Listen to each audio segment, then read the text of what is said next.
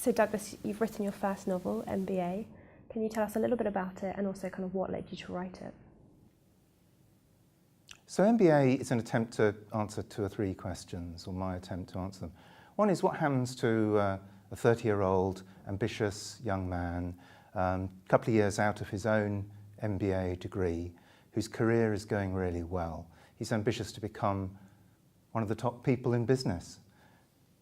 And suddenly he gets fired, and suddenly he ends up spending an intense amount of time, which he didn't expect, with a lot of the fat cats. And if we talk about the Occupy 99%, 1%, we're talking now about the 0.1%. And it causes Ben to stop and think, does he actually want to become one of those people?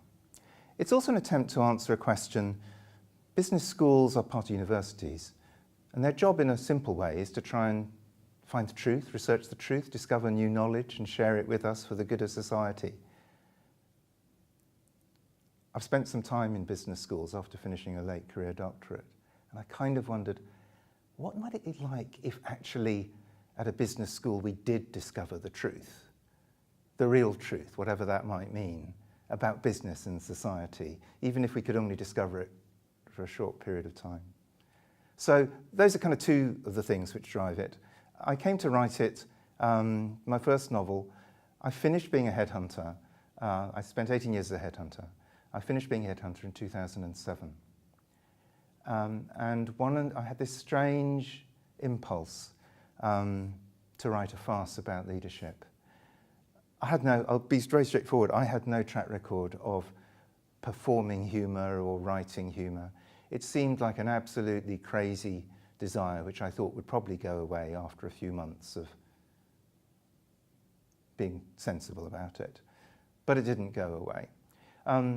So what I did was I followed the advice that I myself, now I work as a career coach, give to people, which is actually, if a desire comes that doesn't go away after you've had a few cold showers, then you probably owe it to yourself to take it seriously. And taking it seriously doesn't mean making a rash decision to write a first novel all the way through to the end. Taking it seriously for me said, okay, well, what would a sensible first step to test it out be? So I looked for someone on the internet. I thought, I want someone who writes humour professionally, who does a little bit of work with beginners, and I'll see if I can find someone like that and see where the journey goes.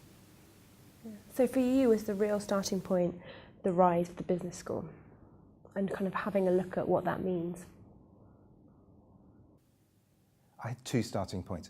At exactly the same time I left, I started a late career doctorate. So during the time I started writing it, I was spending a lot of time at business schools. And it just struck me that they are a wonderful location for farce because they're a stage set on which so many different worlds collide. And at the same time, I began to become aware of how they had multiplied in society. I mean, I'm of a generation, I was born in 1957. Now, business schools were invented in America, really, so although they're now a global phenomenon. So about 1957, there were about 150 business schools in America, and there were about 130 law schools and 100-something medical schools. Now, there are, let's say, 200 law schools and maybe 150 medical schools, and there are 950 business schools in America alone. They've exploded over society, and yes, that seemed to me, that's worth looking into. They're kind of everywhere, but I wasn't aware of something that really looked into them in an interesting way. So that was part of it. But the other part of it was just about leadership and laughter. That impulse I described. Why was I wanting to write something funny when I'd never kind of tried to be funny before? I kind of think there's 2 basic reasons someone might have to want to be funny. Either is you want to be a funny person, or you want to be truthful and you think the world's quite funny if we stop and think about it. Being honest, of course there's a bit of the first. It'd be dishonest of me to pretend there isn't. But actually, I mainly think the world of really senior leaders, it's quite funny if we stop to think about it.